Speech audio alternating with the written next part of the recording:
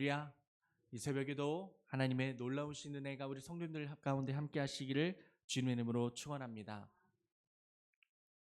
우리 성도님들이 절 보시면은 덜렁거릴 것 같이 생겼어요? 아니면은 안 덜렁거릴 것 같이 생겼어요?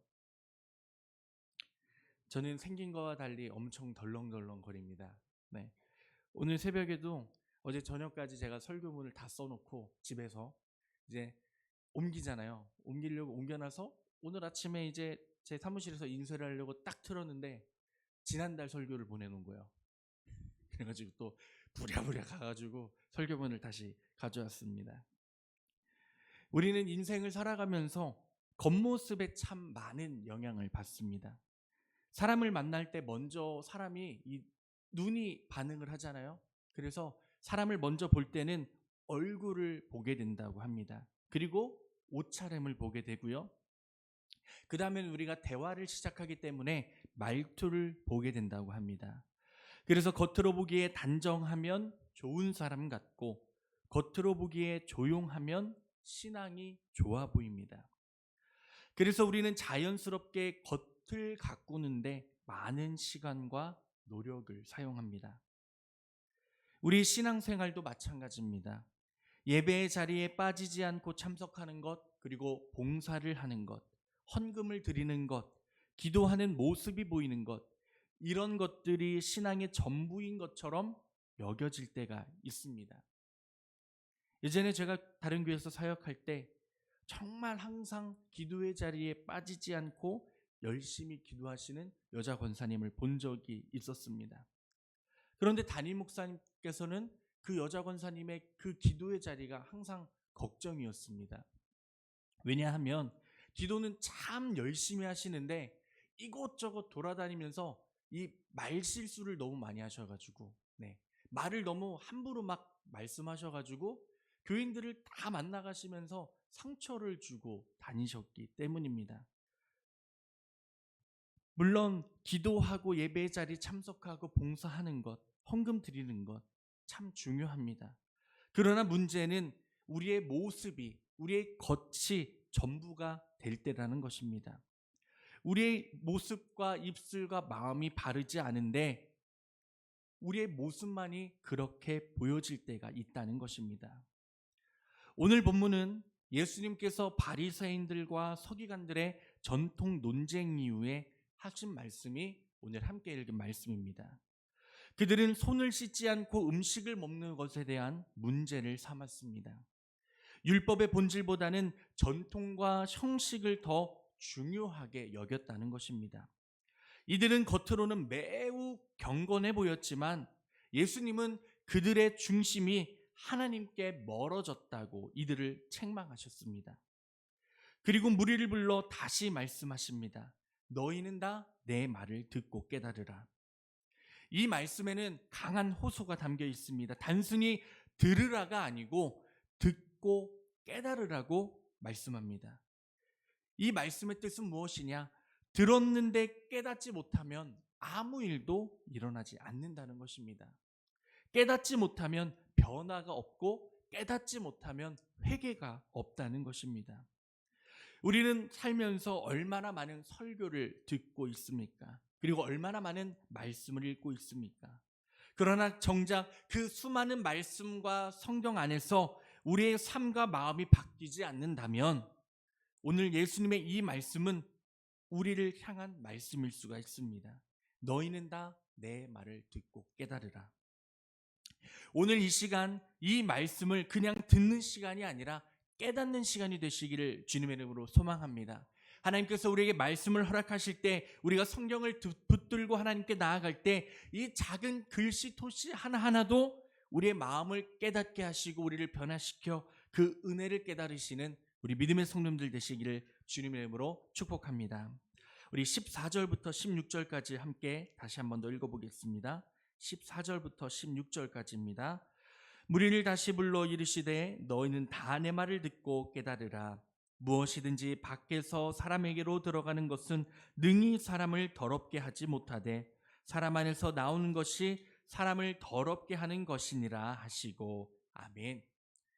예수님은 분명히 말씀하십니다. 사람 밖에서 들어가는 것은 능히 사람을 더럽게 하지 못하고 사람 안에서 나오는 것이 사람을 더럽게 한다고 말씀하십니다.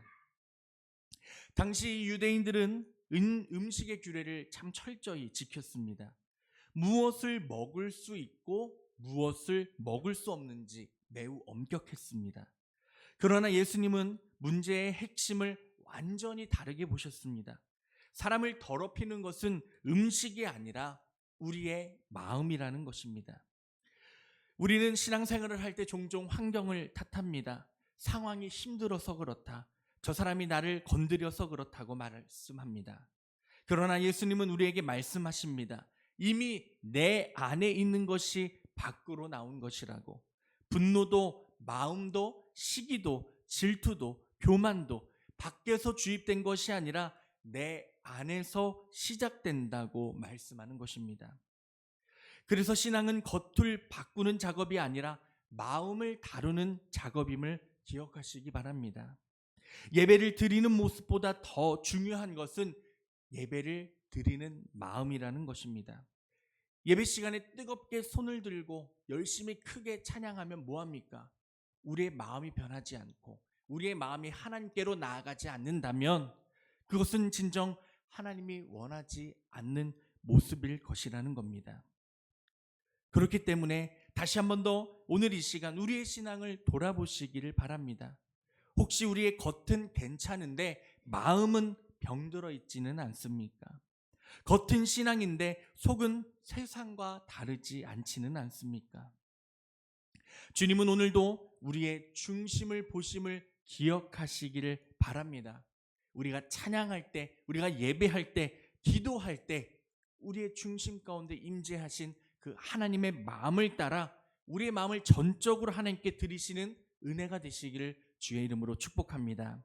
우리 17절부터 19절 다시 한번 읽어봅니다. 17에서 19절입니다. 무리를 떠나 집으로 돌아가시니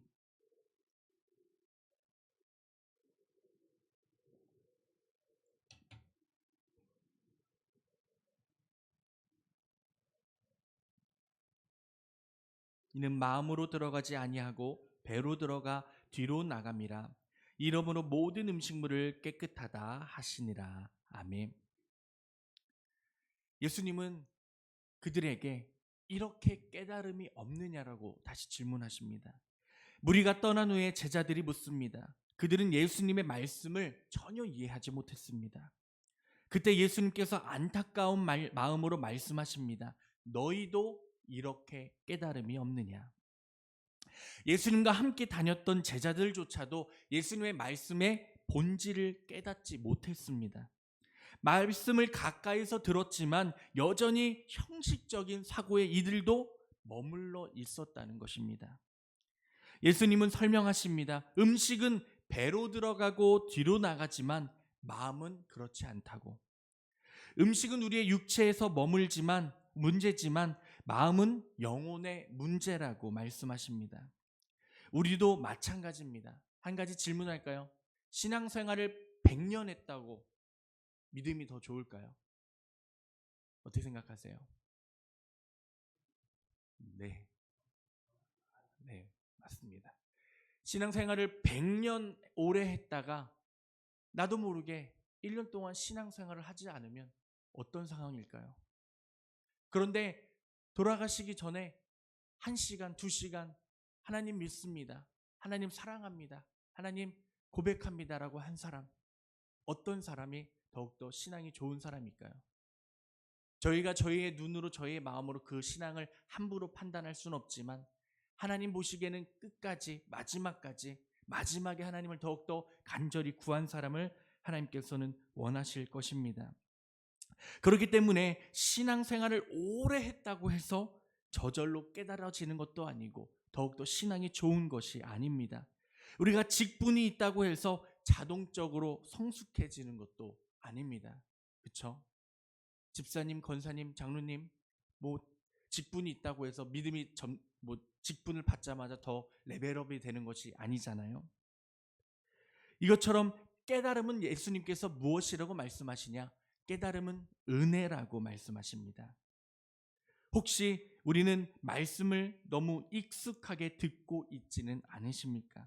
혹시 우리의 신앙생활은 익숙해져 있는 신앙생활 가운데 깨닫지 못하는 삶을 반복하고 있지는 않으십니까? 하나님께서는 우리에게도 이렇게 물으십니다. 아직도 깨닫지 못하느냐? 이 질문 앞에 다시 한 번 더 엎드리시는 은혜가 있으시기를 소망합니다. 주님은 언제나 우리와 항상 동행하시고 우리에게 주의 은혜를 말씀하시기를 원하십니다. 다시 한 번 더 이 시간이 우리의 귀와 마음을 열어서 하나님의 그 말씀 앞에 더 가까이 나가 그 은혜를 깨달으시는 은혜가 되시기를 주님의 이름으로 축복합니다. 우리 20절과 23절까지의 말씀 한 번 더 읽겠습니다. 20에서 23절입니다. 또 이르시되 사람에게서 나오는 그것이 사람을 더럽게 하느니라. 속에서 곧 사람의 마음에서 나오는 것은 악한 생각 곧 음란과 도둑질과 살인과 간음과 탐욕과 악독과 속임과 음탕과 질투와 비방과 교만과 우매함이니 이 모든 악한 것이 다 속에서 나와서 사람을 더럽게 하느니라. 아멘. 예수님께서는 이 마지막 20절에서 23절에 사람의 마음에서 나오는 것들을 구체적으로 열거하십니다. 악한 생각, 음란, 도둑질, 살인, 간음, 탐욕, 악독과 속임과 방탕과 시기와 비방과 교만과 우매한 이 모든 악한 것들이 하나님께서는 어디에서 나온다고 말씀하십니까? 우리의 마음에서 나온다고 말씀하십니다. 우리는 종종 겉으로 드러난 행동만을 문제로 삼습니다. 그러나 예수님은 행동 이전의 마음을 지적하신다는 겁니다. 행동은 열매이고 마음은 뿌리입니다. 뿌리가 썩으면 어떻게 되죠? 그 나무는 열매 맺지 못합니다. 그래서 해결책은 단 한 가지입니다. 마음을 새롭게 하시기를 바랍니다. 인간의 결심만으로는 부족합니다. 우리의 뜻만으로는 그것을 이뤄나갈 수 없고 행동할 수 없습니다. 그렇기 때문에 우리가 무엇을 구해야 하죠? 성령님께 우리의 마음이 거룩할 수 있게 해달라고, 우리의 중심을 만져달라고, 우리의 마음이 오직 주께로 나아갈 수 있게 인도해달라고 우리가 언제나 깨어있어 기도해야 한다는 것입니다. 오늘 우리는 그래서 이렇게 기도해야 합니다. 주님, 제 마음을 새롭게 하여 주시옵소서. 믿으십니까?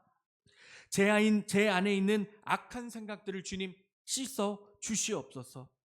우리의 삶이 겉을 다듬는 신앙이 아니라 마음의 변화를 시키는 신앙이 되시기를 주님의 이름으로 축복합니다. 새롭게 변화되어서 새 힘을 얻으시고 그 힘을 따라 겉만 번지르르한 신앙이 아니라 우리의 삶의 중심에 예수 그리스도를 모셔서 그 중심을 이루며 세워나갈 수 있는 믿음의 신앙이 되시기를 주님 이름으로 축복합니다. 말씀을 정리합니다. 오늘 우리는 형식적인 신앙에서 한 걸음 더 나아가야 합니다. 겉을 꾸미는 신앙이 아니라 중심의 삶이 변화되는 신앙으로 나아가야 합니다. 사람 앞에서 저 사람 신앙이 참 좋다, 저 사람 참 멋진 신앙을 살아간다, 이것이 아니라 하나님 앞에서 정직한 신앙이 되어야 될 줄로 믿습니다. 혹시나 오늘 이 말씀을 들으면서 마음이 찔림이 있다면 그것은 하나님의 은혜인 줄로 믿습니다. 아직 깨닫지 못했다면 오늘 다시 한 번 더 새 마음을 허락해달라고 간구하십시오. 아직 우리의 마음이 완고하다면 주님, 부드러운 마음을 우리에게 허락해달라고 기도하십시오. 주님은 우리의 중심을 새롭게 하여 주실 줄로 믿습니다. 돌 같은 마음을 제거하시고 살 같은 마음을 주시는 주의 은혜를 사모하시기를 바랍니다. 사랑하는 성도님들, 듣기만 하는 자가 아니라 깨닫는 자가 되시기를 축복합니다. 우리를 수많은 예배를 주님 앞에 드립니다. 새벽 예배부터 수요 예배, 금요 예배, 그리고 주일 예배, 그 모든 예배 가운데서 하나님께서 주시는 그 거룩한 말씀을 깨달아 마음이 새로워지고 삶의 열매를 맺고 그 은혜를 경험하시는 우리 모든 믿음의 성도님들 되시기를 주님의 이름으로 축원합니다. 오늘 하루 어떠한 기쁨을 가지고 사시겠습니까? 하나님은 지금도 우리 성도님들과 함께 하십니다. 아멘. 나와 함께 하시는 하나님을 믿으시고 전적으로 의지하시며 우리 마음의 중심을 인도하여 주시는 그 주님의 이름 앞에 복된 은혜를 깨달으시는 하루의 삶이 되시기를 주님의 이름으로 축원합니다. 기도하겠습니다.